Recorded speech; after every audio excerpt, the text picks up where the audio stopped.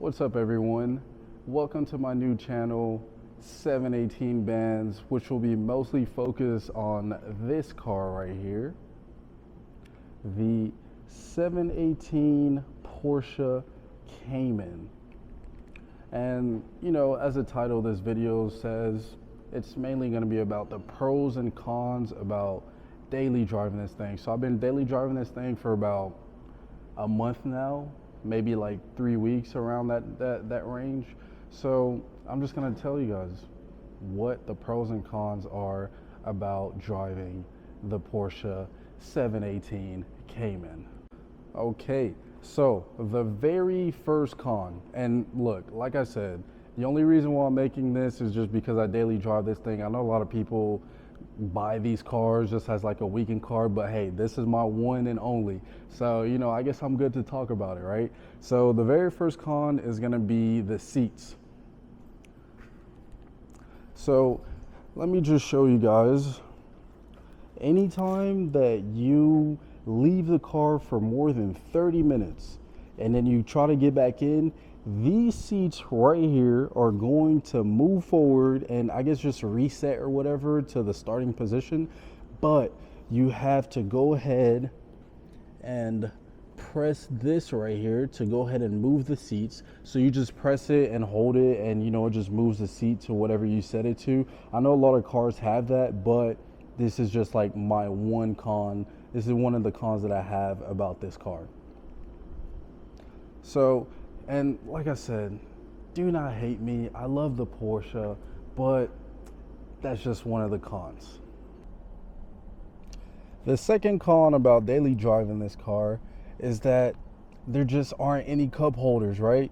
So I've spilled a lot of stuff on my seats. So on the passenger seat, just because, let's just say I'm going to a drive-through, I literally have to put the drink on the seat. So let's just say you take a corner at high speeds. Well, let's just be frank, you're fucked, right?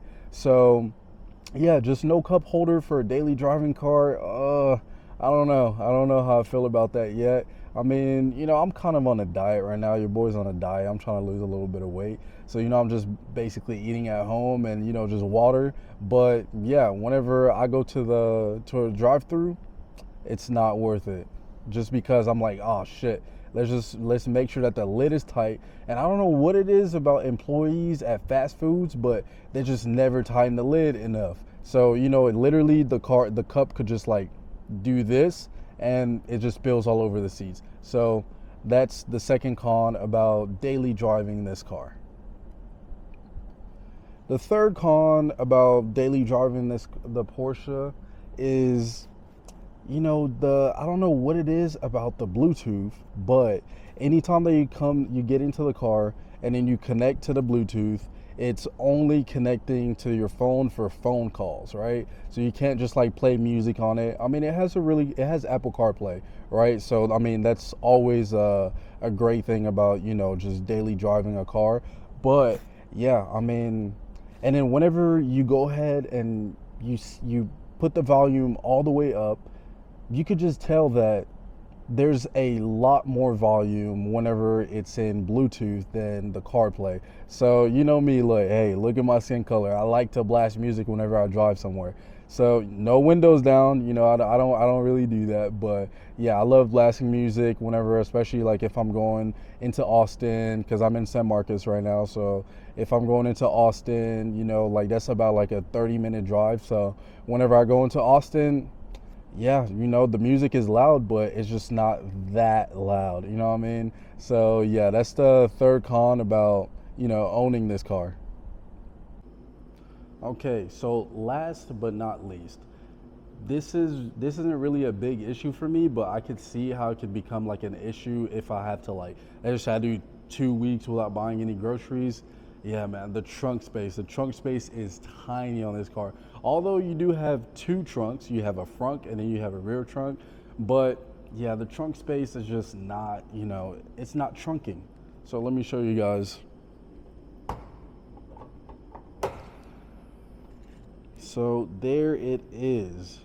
So the trunk space, there's enough trunk space. You could probably fit. So I typically put, the waters in here, and of course you got the passenger seat, and you have like a rear trunk. But yeah, I mean, it could just fit about like one of the water cases, and yeah, just a couple groceries, and then that's about it. So yeah, this trunk is pretty small. And then let me take you guys around the back. This is the rear trunk, and I don't know if you can see, it might be a little bit too dark right now. I am in a parking garage, but yeah, this trunk space right here cannot fit anything except, let's just say, like a gym bag. So yeah, the trunk space is pretty minimal in this car, but it gets the job done for me. So yeah, that's all for the cons. So now let's go ahead and move into the pros. All right, so let's get into what I absolutely love about this car. So, just first things first, it's a Porsche. Who doesn't love a Porsche? German engineering at its fucking finest. Okay, so what I love about this car is that whenever you go ahead and you take corners in this car, because for me, coming from a Camaro, I would literally, if I'm taking corners at high speeds, I would literally have to either grab the door handle, or I would have to grab like the middle console. So yeah, in this car you literally don't have to do that. The seats hug you, and it just feels like a warm hug, like your mama's hug.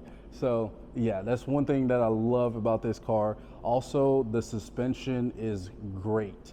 Whenever I go over, let's just say like a speed bump or anything like that. So prior to the Camaro, I also drove a Maserati Ghibli, and that one you could feel every single bumps to the point where your car even scratches the floor.